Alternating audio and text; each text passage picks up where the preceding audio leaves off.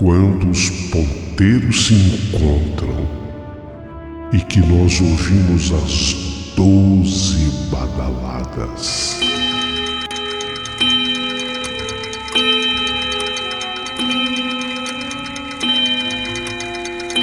A hora que se anuncia é meia-noite.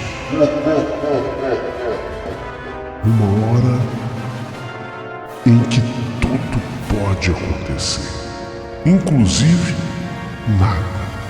Mas hoje, muitos acontecimentos. Vamos à história de hoje.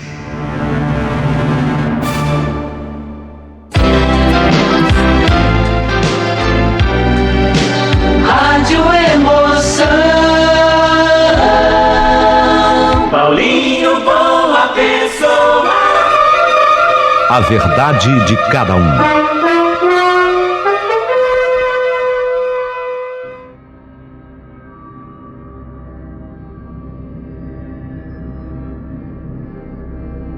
Meu querido amigo Paulinho Boa Pessoa, eu quero contar essa história que, olha, até hoje me causa arrepios. Mas tudo aconteceu e eu tenho uma testemunha que é a minha filha. Meu nome é Miquelina e eu tenho uma menina, quer dizer, para mim ela vai ser sempre uma menina, embora já não seja mais. Mas eu tenho a minha menina que eu sempre criei com muito amor. O nome dela é Bruna. E eu sempre fui uma batalhadora pela Bruna. Eu na minha máquina de costura, às vezes eu ficava, sabe, Paulinho, até 10, 11 horas da noite, meia-noite costurando para dar conta dos pedidos inúmeros que eu tinha. Especialmente quando chegava o momento de final de ano. Nossa, quanto serviço eu tinha, quanto serviço. Eu até brincava que a costureira ganhava sim o 13º e quiçá até o 14º, mas tinha que trabalhar o dobro, o triplo do que normalmente trabalhava. Então naqueles dias do final de ano, já muito cansada, eu estava preparando-me para deitar. Já tinha colocado a Bruna, minha filha, para se deitar já havia um certo tempo. Só que eu já estava me preparando para deitar quando ela chegou. Só morávamos nós duas em casa. Quando ela chegou em mim e falou assim: "Ô mamãe", eu dormia no meu quarto e a Bruna sempre dormiu no dela. É a maneira que eu fui criada e que eu procurava repassar para ela. "Ô mamãe, deixa eu dormir com você." "Por que, Bruno? O que está acontecendo?" "Você tem o teu quarto, a mamãe gosta que você durma no teu quarto, o que está havendo?" "É que tem um homem que mora embaixo da minha cama, mãe." "Ah, filha." "Filha." Eu, para não alongar a conversa, eu comecei a entender que aquilo fosse manha da Bruna. E eu achava que aquilo era um pedido de socorro. Uma vez que éramos só nós duas em casa, então eu disse a ela: "Tá, então vem cá. Essa noite você vai dormir aqui com a mãe, mas amanhã você volta lá, tá?" "Tá. Tá bom, mãe." Aí ela deitava comigo e nós passávamos a noite, ela dormia feito um anjinho. Aí, no dia seguinte, isso foi uma coisa que começou a acontecer a partir dos 8 aninhos da Bruna. Aí no dia seguinte, de novo, aquele monte de serviço, a máquina de costura trabalhando a todo vapor, a gente que vinha para experimentar roupa, eu arrumei uma mocinha para alinhavar para mim, às vezes não dava tempo de eu alinhavar. Eu fazia o grosso da costura, a mocinha ia alinhavando para mim. Aquele trabalho todo que costureira tem. Aí eu já coloquei a Bruna de novo para dormir. Eu colocava a Bruna para dormir por volta de 8 da noite, 8h30. Eu ia dormir 11, 11h30, meia-noite.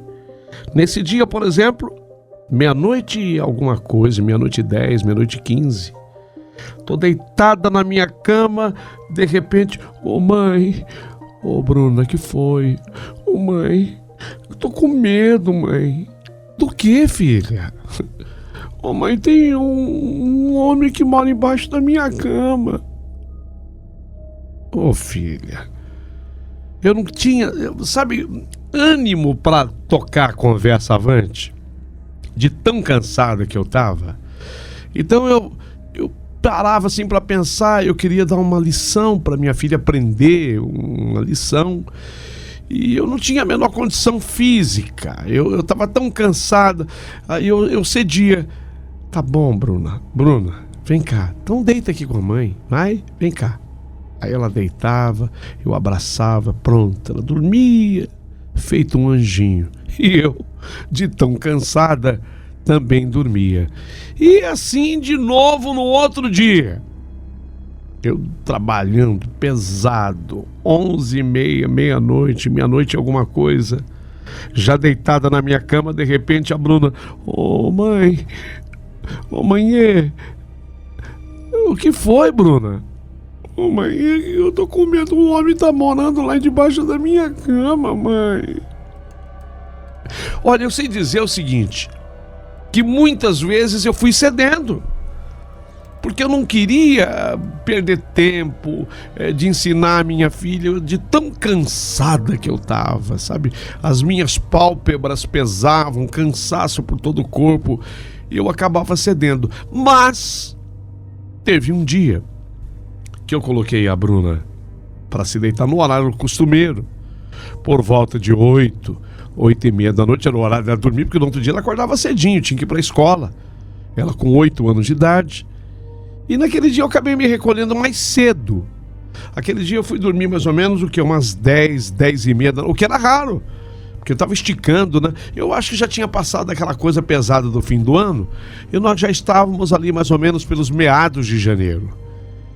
Já caminhando para fevereiro. Aí daí a pouquinho ia começar de novo as costuras pro carnaval, porque depois vinham as fantasias de carnaval. Mas a gente estava numa fase da entre-safra. Era um pouquinho menos de trabalho para mim. E eu tô lá deitada na minha cama por volta de 10h30 da noite, eu só escutei a Bruna. Ô mãe, que foi, Bruna? Ô mãe, tô com medo, mãe. Ô filha, que medo do quê? Tô com medo. Tem um homem que fica morando debaixo da minha cama, mãe. Falei, não, hoje eu vou pegar a Bruna. Hoje eu vou pegar a Bruna. Já estava aquilo há mais de um mês, aquela história se repetindo. Só que hoje eu estava mais descansada. Eu entendia que aquilo tudo era a forma que ela havia encontrado para se deitar comigo, dormir comigo. E eu falei, hoje eu vou pegar a Bruna. Eu falei para ela assim, ô Bruna, faz o seguinte, hoje você não vai dormir aqui não, você vai voltar lá no teu quarto, você vai voltar lá e você vai falar para ele que mora embaixo da tua cama, você vai falar assim para ele, meu senhor, pode falar assim, com autoridade, tá? Do jeito que a mãe tá te ensinando. Meu senhor, a minha mãe falou que é pro senhor ir morar embaixo da cama dela e não mais na minha. Que a minha mãe é adulta, ela sabe o que fazer. É pro senhor ir morar debaixo da cama da minha mãe e não mais na minha. Você faz isso, Bruno? Será que ele vem, mãe? Vem, você vai fazer desse jeito. Mas vai lá. Eu só vi que eu achei que ela fosse recusar, porque se a história era aquela para ela se deitar comigo, quando eu argumentei desse jeito, eu falei, ela vai recusar. Mas não. Ela já vinha com o travesseirinho dela nas mãos, né? Pois ela continuou agarrada ao travesseiro, ela deu a meia volta no meu quarto, voltou pro quarto dela e eu fiquei atenta. Será que ela vai falar isso? Pois lá do meu quarto, eu escutei a Bruna falando. E falou do jeito que ensinei a ela. Meu senhor, a minha mãe tá brava, tá? Ela falou que ela é adulta e não é mais pro senhor morar aí debaixo da minha cama, não. É pro senhor ir morar debaixo da cama da minha mãe. é pro senhor mudar pra lá. O senhor vai morar debaixo da cama da minha mãe, não mais aqui. A minha mãe é adulta, ela sabe o que fazer. Falei, mas será que eu escutei? Escutei ela falando exatamente assim. Eu pensei comigo, será que isso é sério? Quer dizer, sério para uma cabecinha de uma menina de 8 anos, que era minha filha, era. Que fantasia é essa? O que ela está vivendo? Mas aí eu esperei e falei, será que agora ela vai voltar para cá para vir dormir comigo? Ou será que ela vai se deitar lá?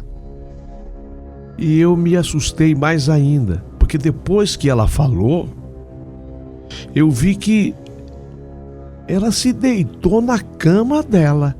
Ela jogou o travesseirinho dela sobre a cama, se deitou na cama dela e em rápidos momentos ela começou a dormir. E eu, curiosa que eu estava, falei, mas não é possível. Eu falei aquilo para ela, acreditando que a atitude dela fosse completamente diferente. Não! Ela fez exatamente o que eu pedi que ela fizesse. E eu fui espionar. E, de fato, ela havia pego no sono. Ela havia pego no sono.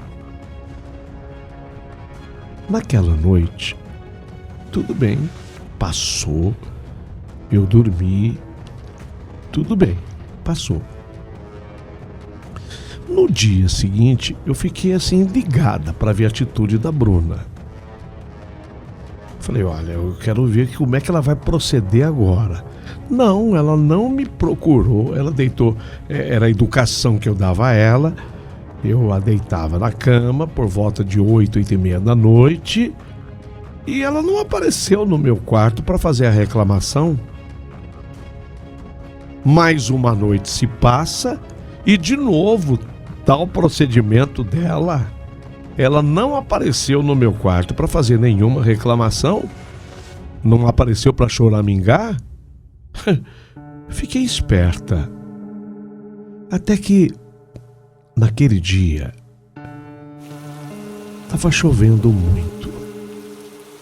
Nós estávamos em pleno verão. E vocês sabem que as tempestades de verão são violentas.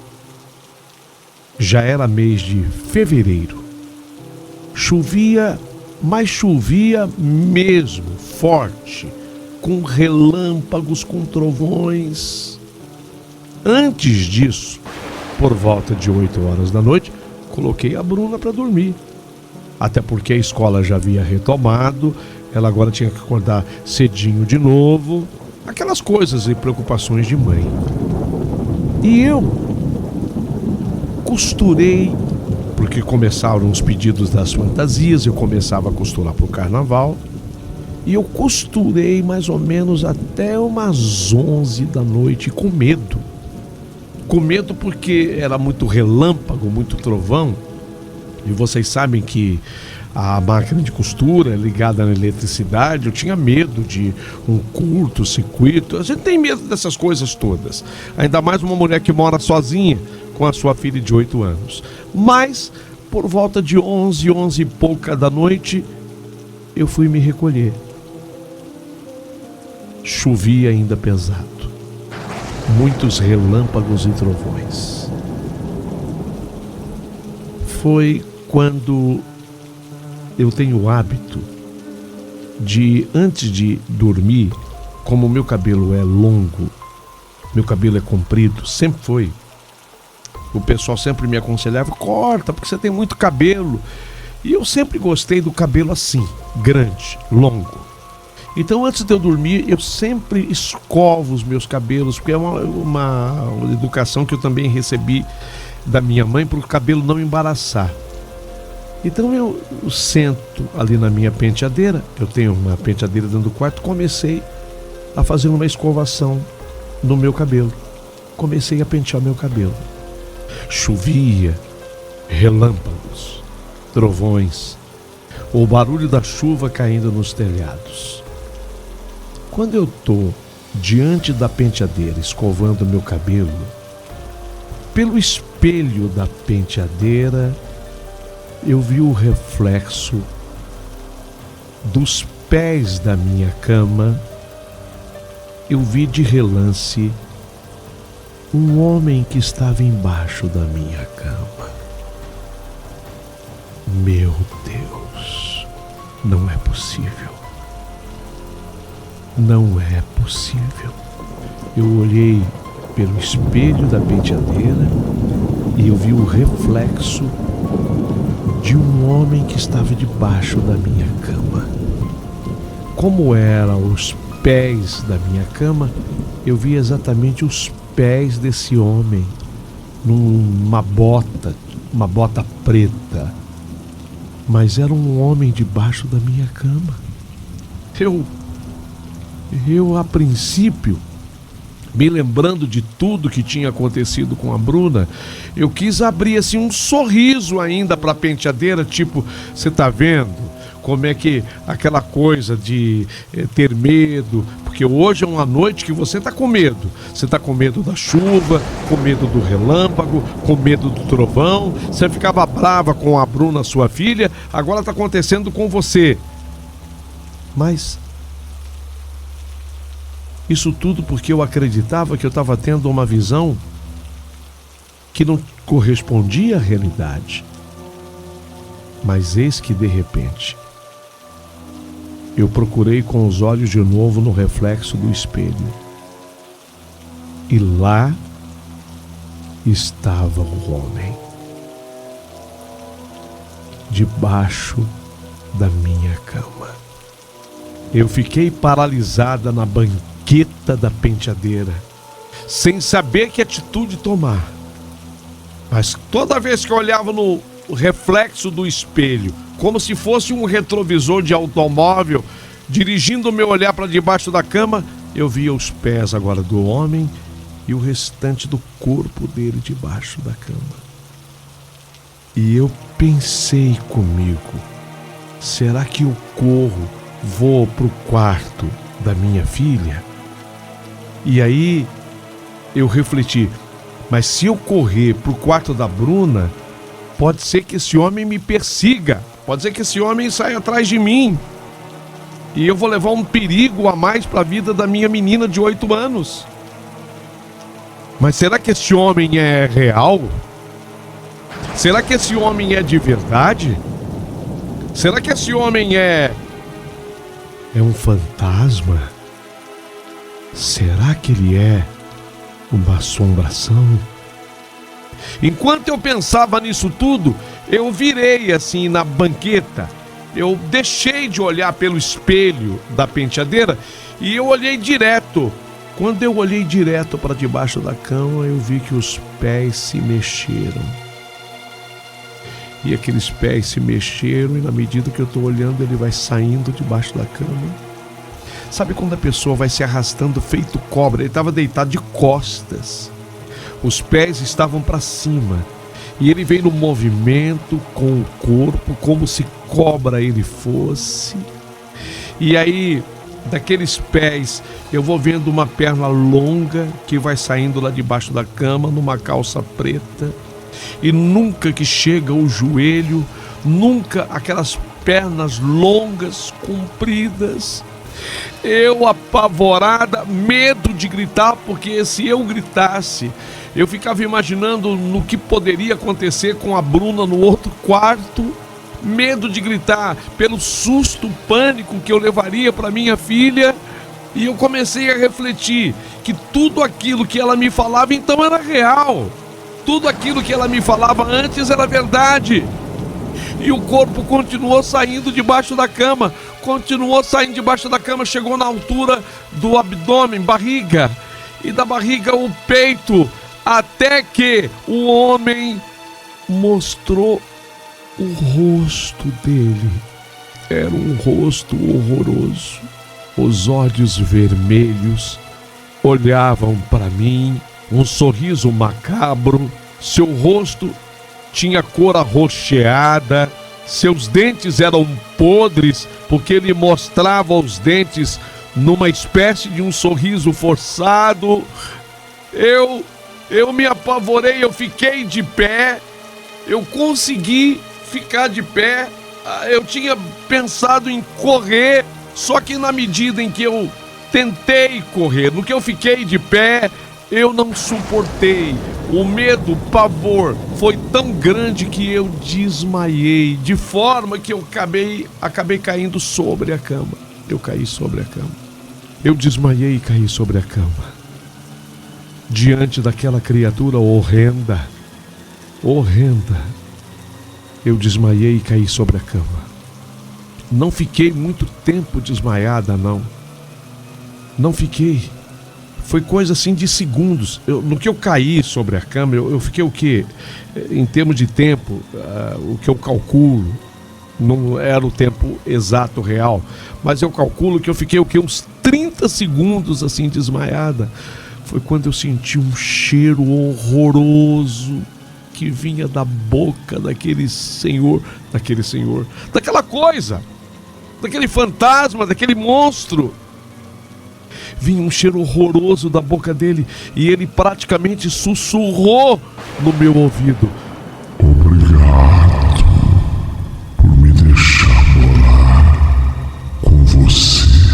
Obrigado. Nunca vou te abandonar. Nunca vou te abandonar. Nunca. Socorro! Socorro! Eu consegui soltar um grito muito forte. Socorro! O meu grito foi tão forte. Mas a minha filha dormia, graças a Deus, tão pesadamente, a Bruna, que ela não acordou. Mas eu consegui acordar os vizinhos. Os vizinhos acordaram. E como sabiam que eu morava sozinho, e eram todas minhas clientes, minhas freguesas. A gente normalmente, enquanto costureiro, não fala que tem cliente, a gente fala que tem freguesa. Eram todas minhas freguesas, vieram ao meu socorro diante dos gritos pavorosos que eu dava.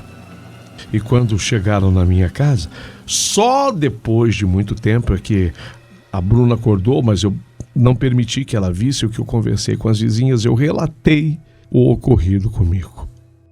Eu tinha visto. O homem saiu debaixo da minha cama. Passado aquele primeiro susto, eu não tive condição de ficar no meu quarto, então eu fui para o quarto da minha filha. E até tem uma moça que era filha da vizinha, que era muito minha freguesa. Vocês lembram da moça que eu levei lá para alinhavar as peças? Então, era irmã dessa aí que eu chamei para dormir aquela noite conosco, ela dormiu lá conosco. E como a minha filha aí sim acordou, eu quis conversar com a Bruna. Eu pedi que ela descrevesse como é que era o homem que morava debaixo da cama dela. Eu voltei naquele assunto com ela. Ô filho, como é que era o homem que morava debaixo da tua cama? Mamãe, eu nunca vi a cara dele. Eu só via os pés dele. Ele tinha uma bota preta. E eu nunca tinha dado atenção para essa fala da minha filha, porque para mim, aquilo tudo que ela usava, tudo que ela argumentava, era única e tão somente uma desculpa para ela dormir comigo. Eu não valorizava. Olha como é que é importante a gente valorizar o que diz um filho. Uma lição, né, que a gente aprende. Mamãe, eu nunca vi o rosto dele, mas eu me lembro que ele tinha uma bota preta. Então era a mesma pessoa. Que eu própria passei autoridade para minha filha para dizer para ele se mudar para debaixo da minha cama. No dia seguinte, essa moça que dormiu em casa, com a irmã dela que alinhavava as roupas para mim e a mãe dela, eles foram até a igreja, trouxeram o padre Francisco, que era da nossa paróquia. Ele veio fazer orações no meu quarto, na minha casa, trouxe água benta, me ensinou orações. Eu, não satisfeita com isso, também recebi uma outra cliente minha, uma outra freguesa de roupa, que era uma senhora espírita, que veio também rezar na minha casa, dar um passe em mim, deu um passe na minha filha. e encaminhando aquele espírito, segundo ela, um espírito que não compreendia a passagem dele, segundo essa senhora espírita. Eu só sei dizer que a minha casa eu não podia abrir mão, era a única que eu tinha, onde eu morava com a minha filha de 8 anos. Então nós tínhamos que continuar morando lá. E graças a Deus, depois desse atendimento do Padre Francisco, depois dessa senhora espírita, que era minha freguesa, a dona Celina, graças a Deus, nunca mais eu tive qualquer outro tipo de visão. Mas foi algo profundamente marcante, tanto para mim, como também para a Bruna, minha filha. Então eu digo que a Bruna, ela continua sendo a minha menina. Até hoje eu falo que eu não tenho uma filha, eu falo a minha menina, é um hábito que eu tenho. A minha menina, quando eu falo a minha menina, é minha filha. Mas ela não é mais menina. A Bruna tem hoje 36 anos, tem a minha filha. Ela tem exatamente a idade que eu tinha quando tudo aconteceu. Ela se casou, ela tem os seus filhos, ela me deu um casal lindo de netos. Mas até hoje eu continuo morando na mesma casa. Apenas eu mudei, porque era o quarto dela e o meu. Hoje a gente tem um quarto, eu fiz uma suíte, né? Então, na verdade, onde era o quarto que eu morava, hoje ficou sendo o meu banheiro. Então eu fiz uma mudança, uma reforma. Mas até hoje eu continuo morando na mesma casa. Tem muita gente que fala assim, olha, eu não teria coragem de ter continuado morando ali. Mas Deus sempre dá um jeito. Aprendi várias lições com essa história. Primeira, e mais importante de todas as lições, existem muitos mistérios entre o céu e a terra. Nossa, disso eu tenho a mais absoluta convicção. Tem muito mistério, não duvide de nada. Outra coisa, a lição primordial da minha história, cuidado com o que você fala. Cuidado, porque tanto o padre, observa bem, não foi uma postura de um só religioso, mas tanto o Padre Francisco como a dona Celina, a senhora espírita. Depois eu conheci um pastor, o senhor Evandro, que também a mulher dele era minha freguesa de costura.